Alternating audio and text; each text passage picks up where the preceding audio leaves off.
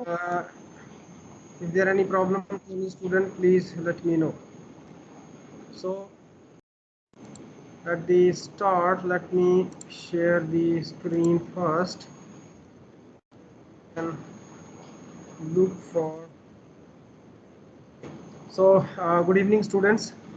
Sorry, I could not take the class in the scheduled time because of some urgency. So the syllabus that I have uploaded on Amazon looks like this. So this is the material science, which is a 3 credit course, and uh, whatever the basic understanding of physics, that will help you to understand this course a little better. And there are these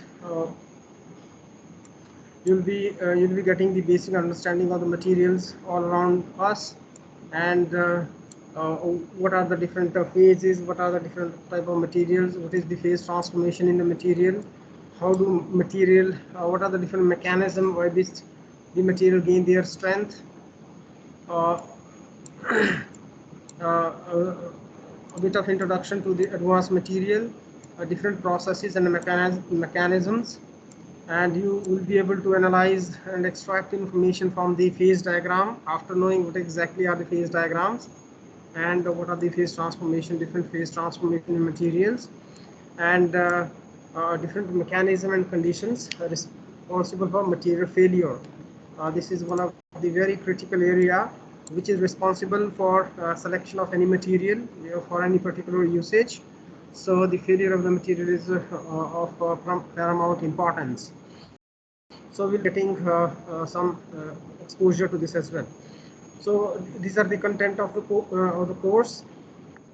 There are total 4 modules. uh, in the first module deals with the different type of materials. uh, so we have been exposed to, we are constantly in touch with various type of materials. So those type of materials, their characteristics, their all other properties will be discussed in the first module, and some of the advanced materials such as superalloys, shape memory alloys, and nanomaterials will be touched upon in this particular module. The second module, so first module is more or less a introduction to the various type of materials, and the second module will be looking at what is diffusion and dislocation and defects in the materials.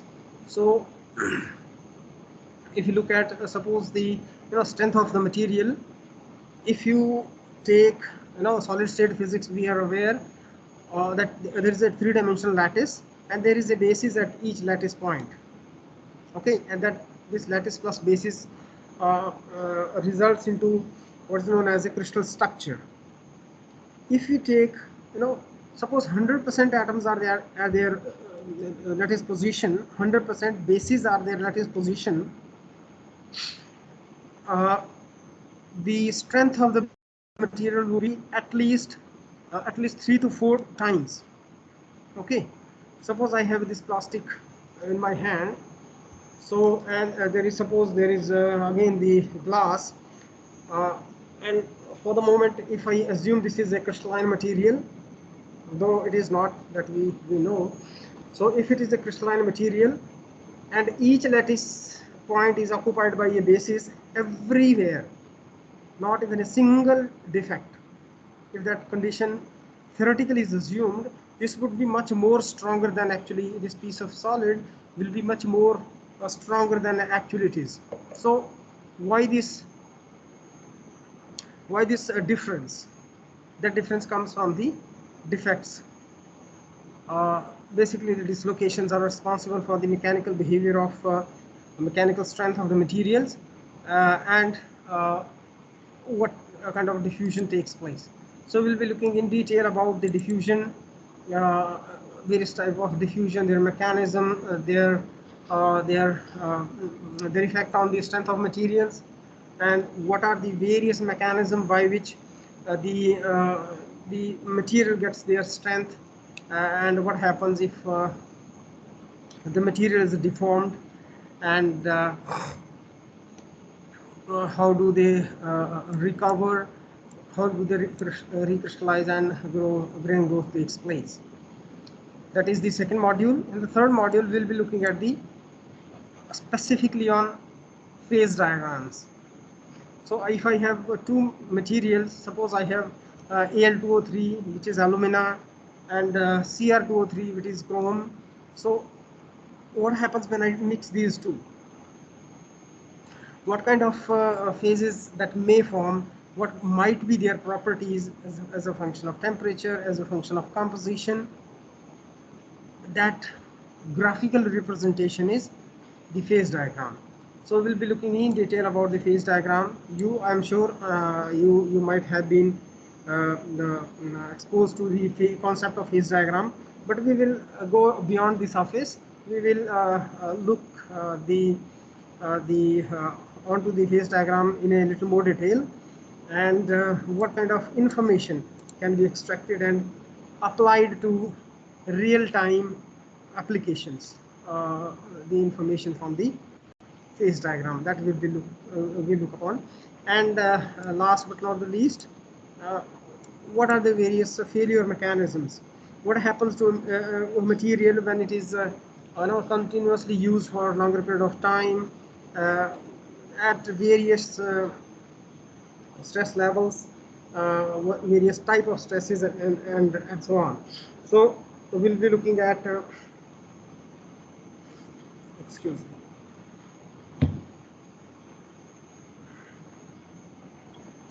There is no one in here. Okay.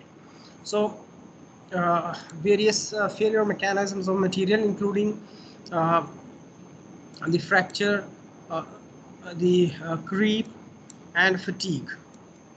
So there are basic types, mechanisms, and methods to protect the material against all these failure mechanisms. Okay, so this is overall picture of what we'll be looking at next 35-36 lectures, and there are a few references. So I'll give you some of the books. For example, this book by a book by William Callister. That is the first book that is referred for any course in material science. So one will be the William Callister, and second will be Vardhaman Raghavan, V. Raghavan. So these two books will be kind of the cornerstone that will be referring to very frequently. And there are other books, for example, this Introduction to Ceramics by W.D. Kingery, and specifically this Introduction to Materials by B. Agrawal. So there are these books you can look at, and my suggestion would be at least keep one book with you. It may be any book that covers a maximum syllabus, so that you, because in class we will cover the entire syllabus, but entire the material science, the essence of material science will come to you once you read through the book, when you are exposed to the book at various small, big topics and activities and so on. Okay. So which one book? Suggestion? Yes. Excuse me, sir. So which one book would you want us to keep? There are two books. One is by William Callister, other is by Raghavan. Which covers the most of the syllabus?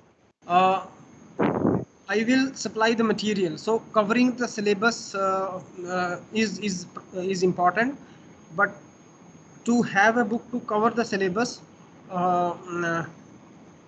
that, I mean, I'll give you the soft copy of William Callister that will have a maximum of the syllabus, but I would the book is by Raghavan is there in the library, so you can refer to that book as well as and when you find time to visit library. Okay, so William Callister's book, if you have, that is good enough as far as syllabus and getting the sense of the material science is concerned. It's a very good book. Worldwide it is referred to as a textbook for material science. So other things remain the same, internal assessment and so on.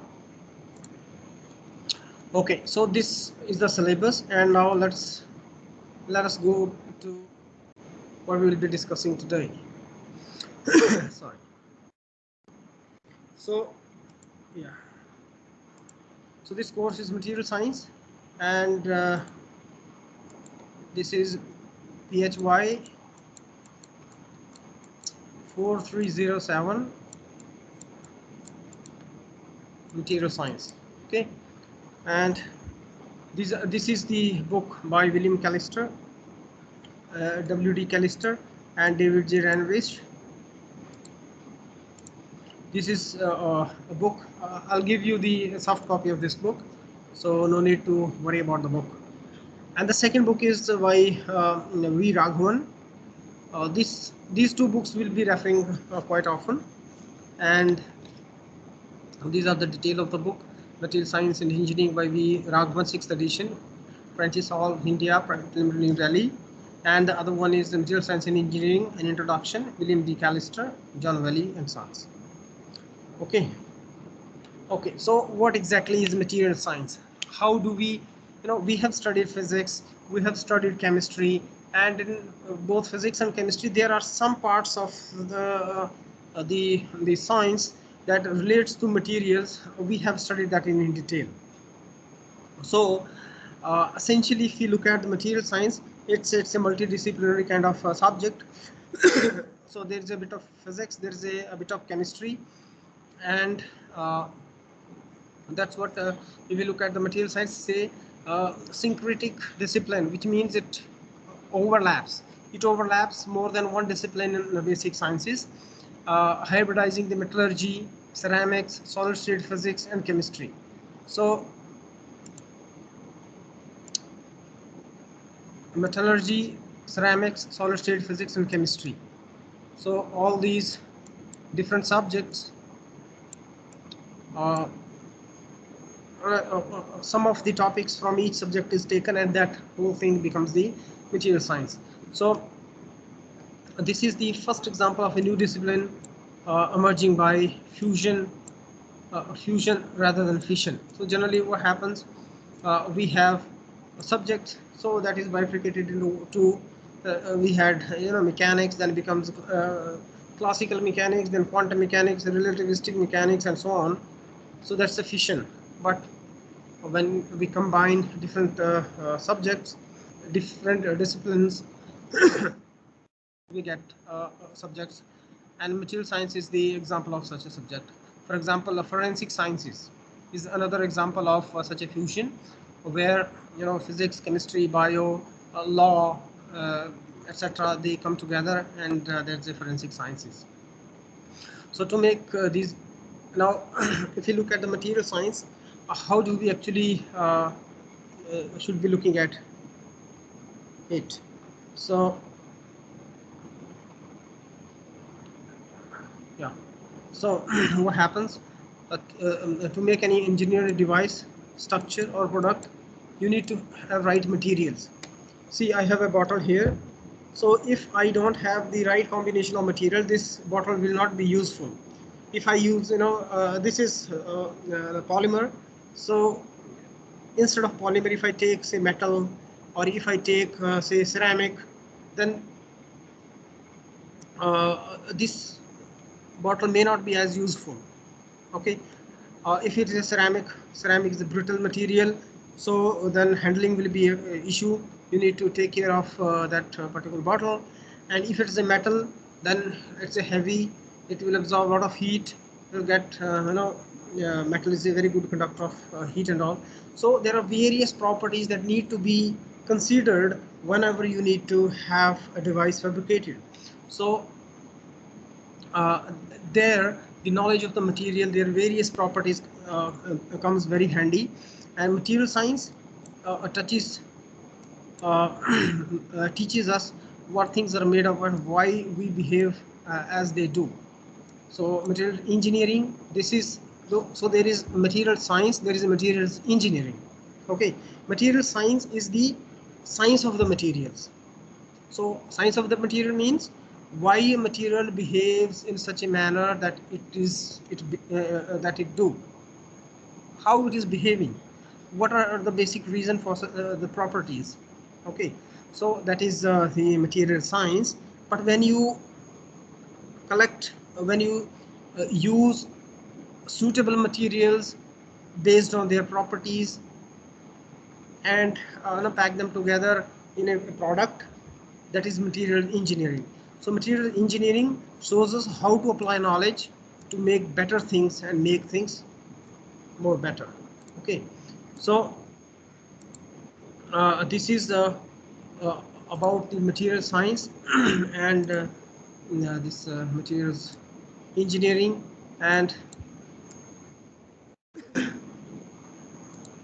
now let us look at what actually are the different essential components of the material science and engineering. So this is the famous tetrahedron. So this tetrahedron basically takes care of the important four constituents of the material science and engineering. So for the material science and engineering, there is the first thing is the material with the right structure. Structure here is the microstructure.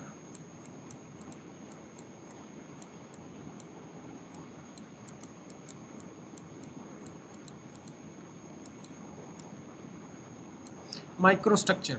Now let me look at you. Okay, what do we understand by microstructure? Can someone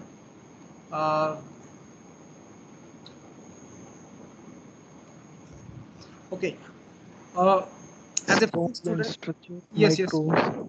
microstructure. Yeah, Micro means small and yeah. small structures of things. The Okay, micro means small and small structure of things. okay. Microstructure, let me tell you, any what is the resolution, limit of resolution that we as a human have through our eyes? What is the resolution limit of our eyes? We cannot see beyond, say, 10 micrometers. The thickness of our human hair is few tens of micrometer. So if it, the if there are 2 points that are closer than 10 micrometers, then it is difficult for human eye to look at it. So for that we need instruments, specialized instrument to look at such structures. For example, optical microscope. And optical microscope resolution is limited by the wavelength of the light that we used. So tens of hundreds of nanometer. So suppose it's a visible light, so visible light 400 to say 700 nanometer. So then we can at the maximum look at 3 to 400 nanometers. What beyond that? Okay, so then we need another microscope. So optical microscope, again the word micro is coming here. So micro, by the length scale, it's 10 to minus 6 meters. So the instrument that can see in the micrometer range. So micrometer, and 1,000 micrometers, 1,000 nanometer is 1 micrometer. So we are essentially looking at something which is beyond our visible range, uh, and so micro in the sense which is beyond humans resolution, eyes resolution range. But when we look at microstructure, essentially, I mean, जब ये बात start हुई थी microstructure की, तब optical microscope से हम microstructure देखते थे. लेकिन नाउअडेज स्ट्रक्चर, आई मीन देखो हमारे पास सॉलिड स्टेट फिजिक्स में हम पढ़ते हैं there are periodic arrangement of atoms.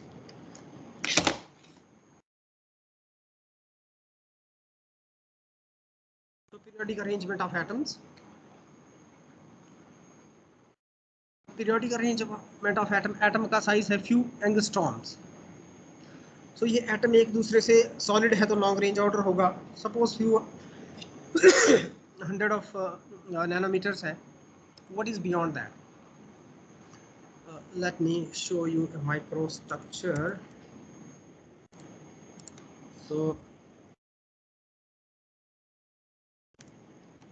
microstructure, image of the microstructure. So it's a very beautiful images, all sorts of images. If I look at, suppose, let me take a representative image. Yeah, this is good. So this is the okay, microstructure of, was not clear here. Yeah, this is an alloys which is AMS6. We'll look at this steel as well. So this is the microstructure, and if you see the mark here, this is 20 micrometer, this much thick. Okay, and we can see all sorts of laminar structures arranged haphazardly, right? So suppose I am looking at this particular line here. So the atoms here must be arranged. If I look at this particular image here, so we have the gray and white regions, and they are very beautifully arranged in a very complex pattern. So the gray region and the slightly blackish region over here, or even in this we can look it here as well. So these are what is known as the dendrites. So this is again the microstructure where see, this is the again microstructure where the size range is these are the individual grains. Within these grains, the periodicity is uniform, but that periodicity is broken at the boundaries. These are the grain boundaries here. So this is what is the microstructure, which is obvious in the micro range, and this is developed as the periodic arrangement of the constituent is broken. That periodicity is broken at regular intervals. So जहाँ भी grain boundary है वहाँ periodicity break हो जाएगी, ठीक है. लेकिन अगर naked eye से इसको देखेंगे तो हमें ये normal, अगर metal अगर हम देखें तो जो normal metal है वो भी हमें बिल्कुल क्या shiny, very nice finish नज़र आता है. लेकिन उस metal को भी अगर हम देखेंगे तो उसका जो surface है that will be something like this. So even the very nice smooth looking surface will be will have surface roughness, will have grains, will have this kind of structure, microstructure. So with the microstructure we mean the structure that is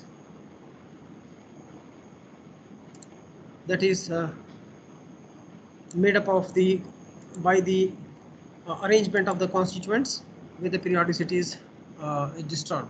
So as far as the structure is concerned, we know there is a nuclear structure or the subatomic structure, then atomic structure. We have studied about the from the watermelon model to the Rutherford model and the structure model beyond.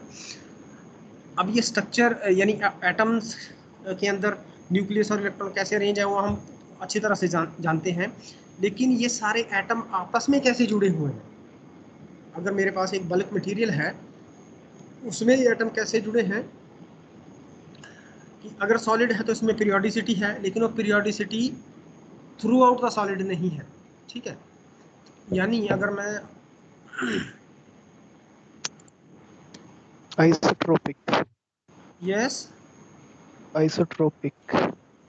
Yeah. So suppose this is X, Y, and Z. So this is the arrangement of these atoms. So this periodic arrangement of the constituents, suppose extend throughout the solid. So this is what is this isotropic nature of the solids. Isotropic nature actually in isotropic materials, there the amount of this uh, break in the periodicity may be very small, but it may be present. But in when we say microstructure, so जैसे अगर हम ये इसका देखें microstructure को, तो जितने भी ये ग्रेन्स हैं, जितने भी पीसीज हैं, इसमें अलग अलग से पीस जो आपको नजर आ रहे हैं उनको कहते हैं grains. For example in this one, so periodicity is regular with in the grain. अगर ग्रेन के अंदर हम सिर्फ एक ग्रेन को तोड़ के देखें तो उसमें पीरियोडिक अरेंजमेंट होगा. जैसे इस इमेज को अगर देखें तो जहाँ जहाँ एक कलर के एटम्स हैं उनकी जो अरेंजमेंट है वो सिमिलर है, लेकिन जैसे ही दूसरे कलर यानी दूसरे रीजन में प्रवेश करते हैं, एंटर करते हैं, तो वहाँ पर टोटली डिफरेंट अरेंजमेंट है एटम्स का. लेकिन वहाँ भी एक पर्टिकुलर ऑर्डर है which is different from the order which is there in the other coloured this thing. So that is what is known as the microstructure. So microstructure basically determines majority of the properties. And on the bulk scale यानी जिसको हम feel कर सकते हैं, जिसको हम देख सकते हैं, जो क्लासिकल है साइंस में. Okay, so that is the macroscopic. So there are structure which is macroscopic and there is a microscopic. So macroscopic structure, the properties of the macroscopic material depends upon what is there in the microstructure. So this is Excuse me, sir. Yes. Sir, we are studying these structures. These are at nanotechnology level, nano level. Nano, yeah, you can say nano level. देखो, not necessarily nano level. आप let me show you this. ये देखिए, suppose this is the ये stainless steel का micrograph है, ठीक है. अब अगर मैं इसका एक हिस्सा देखूं जो कि एक पर्टिकुलर कलर में है, इसके इस हिस्से के अंदर एटॉमिक अरेंजमेंट होगा परफेक्टली ऑर्डर्ड, ठीक है. लेकिन जैसे ही लाइंस पे जाएंगे, lines that means the boundaries separating all different regions, then beyond the line the arrangement will be different. It will be regular but a different. और साइज जो है इस इन पीसेस का, इन ग्रेन्स का, it is generally in the range of micrometers. For example, this is 50 micrometers. It could be less. If it is say nanomaterials, then it will be in the nanometers. Yes. Sir, you said that if we are studying on classical, we are studying classically. You say we are studying classically, but at micro level, we are studying these at micro level. Yes. That at nano level, 10 raised to power minus 10, micro level 10 raised to power minus 6. So on this level, there are, sir, classical's rules are not applicable. So how you will predict this thing? Okay. Because so ये classical जो हमारे properties at the classical level, resultant जो property है classical level में, अगर हमारा इसको nano materials और बल्क मटेरियल में अगर डिफरेंशिएट करें, so we can not correlate the properties that are there in the bulk material और in the classical level with the property in the nano level. Okay, अब इसमें will study the topic of nanomaterials. But what happens, suppose आपने क्या किया, ये material है, आपने इसको किसी तरह से ये ग्रेन साइज आपका कम कर दिया. ये जो सिंगल ग्रेन है इसमें सपोज 1000 ग्रेन हो गए, इसको 1000 टुकड़े में आपने तोड़ दिया. सपोज ये आपने इसको ग्राइंड कर दिया, अच्छे से पीस दिया, और फिर एक पैलेट बनाई, टैबलेट जैसे दवाई की टैबलेट होती है, फिर उसका माइक्रो स्ट्रक्चर लिया, तो क्या होगा, ये जो इंडिविजुअल पीस है इसका, उसके बहुत छोटे छोटे टुकड़े हो चुके होंगे, लेकिन उन टुकड़ों में क्या होगा, total volume of the material will be constant. Yes, लेकिन क्योंकि टुकड़े कर दिए तो सरफेस बढ़ जाएगा. You will be increasing the atoms, number of atoms that are present on to the surface.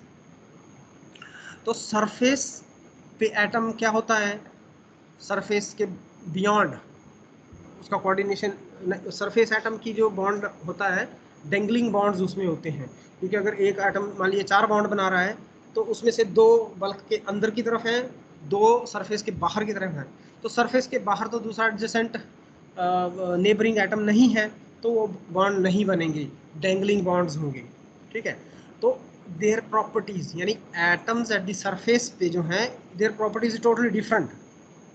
जब आप एक बल्क मटेरियल का नैनो मटेरियल बनाते हो तो इस तरह के एटम जिनकी जो सरफेस पे है उनकी संख्या बढ़ जाती है, the number of such surface atom increases and therefore they dominate the properties. Okay, फिर सरफेस एटम की जो प्रॉपर्टीज है वैसी ही नैनो मटेरियल की आपको दिखती हैं। अगर बल्क मटेरियल ले लें तो बल्क यानी सरफेस पे एटम कम है, बल्क में के अंदर ज़्यादा हैं, तो बल्क प्रॉपर्टी डोमिनेट करती है। ओके, ये इस चीज़ को हम डिटेल में देखेंगे, but what I meant to explain here is the material science and engineering. In material science and engineering, the structure is very important. Okay, and structure we want the properties. हम क्या चाहते हैं, properties material की properties अच्छी हो। Suppose आपके पास electric material हो तो ज़रा सा उसको स्ट्रेस देने पर बहुत सारा जो है करंट जनरेट करे। मैकेनिकल प्रॉपर्टी बहुत ज़्यादा स्ट्रॉन्ग मटेरियल हो, इलेक्ट्रिकली सुपर कंडक्टर हो, थर्मली वेरी गुड इंसुलेटर हो। मैग्नेटिक प्रॉपर्टी सुपर फेरोमैग्नेटिक, इस तरह की property optically absorb particular frequency को अब्जॉर्ब करे या डिटीरियोरेट बिल्कुल ना हो। So there are various properties. हम प्रॉपर्टीज को ट्यून कर सकते हैं by changing the micro structure of the material. तो इसको कहते हैं structure property correlation. Bye processing a material in a particular manner we can tailor the structure, and tailoring the structure result into change in the properties. Okay, so और वो properties उस material को हम performance में use करते हैं, और ये प्रॉपर्टीज़ हम प्रोसेसिंग से के द्वारा जनरेट करते हैं। ठीक है, और इसको साइंटिफिकली एस्टेब्लिश करते हैं कैरेक्टराइजेशन से।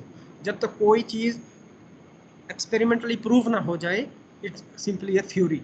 So structure, property, performance, processing and characterization. These 5 things are very important in say material science. So if we look at the material science, how this domain has basically evolved. So this material science and engineering, you know, our evolution, our advancement, our development of the human society has been, you know, directly going as we are exploring, developing, finding new and new materials. So like for 35,000 years it was Stone Age. Stone was the best material that we had, but thereafter for close to 1800 years there was the Bronze Age, then the Iron Age for close to 3300 years. After that we have various different type of materials, may it be polymers, concrete, silicon age, semiconductor age, information age and so on. Then now it's a nanomaterial and so on. So जब एक नया material whenever there is a new material that was developed, that has led to a drastic change in the way we deal with the society, we deal with the environment, we deal with our day-to-day lives. Okay, so human advancement is directly related to the advancement materials. So initially we had the natural material, now we are looking at the man-made materials. So what is the material science mantra, or what are the basic building blocks of material science? If you look at this table, so there is this physical structure, and there is thermodynamics, then electromagnetic structure, and then kinetics, as if how it behaves as a function of time. These are the kind of pillars on which the material science is based upon, and this is essentially the properties of material depends upon its composition and microstructure. तो structure और property, हम structure को Taylor करते हैं, उससे property change होती है. अब मटेरियल साइंस में जितना भी रिसर्च है वो स्ट्रक्चर प्रॉपर्टी कोरिलेशन पे ही है. हमने मान लिया कि एक डोपेंट ऐड कर दिया, आपने मान लिया कि सपोज Al2O3 लिया, उसमें आपने जिंक डाल दिया, तो जिंक ZnAl2O4 बन गया, जिंक एल्यूमिनेट बन गया. अब ये स्पिनल, इसका स्ट्रक्चर अलग है, इसकी प्रॉपर्टीज अलग होंगी. ठीक है. सो दी microstructure and material of a material depends upon the composition and processing of that it undergoes. तो कंपोजिशन यानी आपने कौन कौन से कंस्टिट्यूएंट्स लिए हैं और उनको कैसे प्रोसेस किया है, कितने टेम्परेचर पे हीट किया, कितने पे कूल किया, कौन कौन से कंस्टिट्यूएंट लिए, किस रेट से हीट और कूल किया, everything is important. Okay. So what are the class different type of materials? there are basic 3 different classes of materials. One is metals. ये हैं basic materials जो कि हमें नेचर से मिले हैं. Okay. So one is the metals. We are all aware what is metals. Then ceramics, जो भी oxide, carbide, nitride, hydride, borides, oxides, ये जितने भी इनऑर्गेनिक मटेरियल्स हैं, these are all ceramics. Metals are basically, metals के पास है metallic bond. Ceramics के पास there is a mixture of ionic and covalent bonds. In the polymers we have primary and secondary bonds. So there are properties of metals we are all aware of. They are very good conductor of heat and electricity. They are lustrous appearance, susceptible to corrosion, strong but susceptible to deformation. So बहुत सारी metals हम use करते हैं. This is one of the very famous picture. I think it's of New York, where the the workers are having their lunch at I think at a high-rise building. This is a metallic beam on which they are very casually sitting, because this is a strong. This picture represents the strength of the metals, and we know the engines and the aviation aircraft, the engines that are used, and all sorts of other materials, their applications. Ceramics, in contrast to the metals, ceramics are thermally and electrically insulating by default.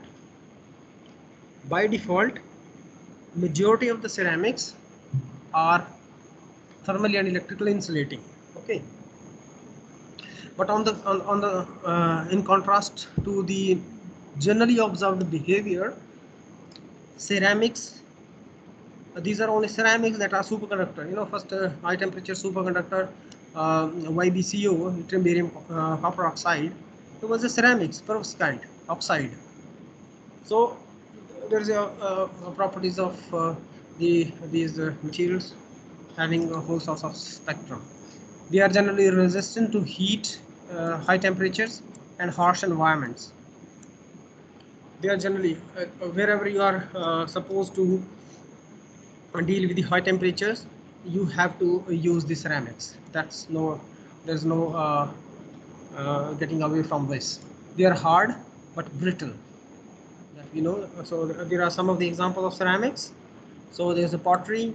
This is glass, and these are all sorts of materials that are used in various applications. And polymers. Polymers consist of very large molecules. If you have polymer, you can stretch it to their stretch. They are sometimes 5 to 10 times stretchable from their initial size. So because there are very large molecules sitting over one another, and when it is stretched, the molecules slip over one another. They are low density, lightweight, and maybe extremely flexible in their molecular arrangement. All sorts of materials are made up of all these polymers. Then in addition to all these basic materials, there are other materials, for example, biomaterial. Any material can be a biomaterial if that material does not uh, generate byproducts which are harmful for human interaction. Okay, so अगर human interaction से अगर मैं plastic bottle पकड़ रहा हूँ, okay, so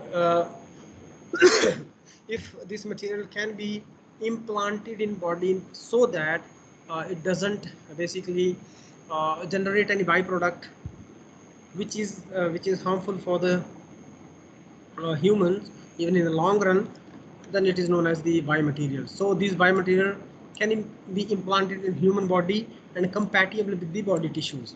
For example, this is the titanium based hip replacement. So this is artificial hip. So this is a metal, but this metal is compatible, biocompatible, doesn't generate any byproduct. So these are biomaterials.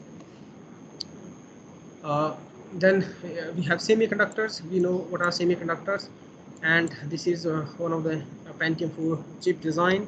So semiconductor have basically changed the way we deal with ourselves in the society and mankind at large. And then composites. Composites are very kind of materials having strange properties. So it's like making khichdi. So when you make khichdi, there's a rice, there is dal and all sorts of spices, and this khichdi contains the best out of everything. Okay, mixed veg ki tarah. So composite consists of more than one material type designed to display a combination of property of each component. हर एक की जो better property है that is used in composite so that a better property combination can be achieved. आपके पास helmet है, metal से helmet बनाएंगे, ceramic से helmet बनाएंगे, पॉलीमर से बनाएंगे, तो कभी हेलमेट की वो प्रॉपर्टी हमें नहीं मिलेंगी जो एक्चुअली हेलमेट में होती हैं. You won't be able to protect our head in case of any accident.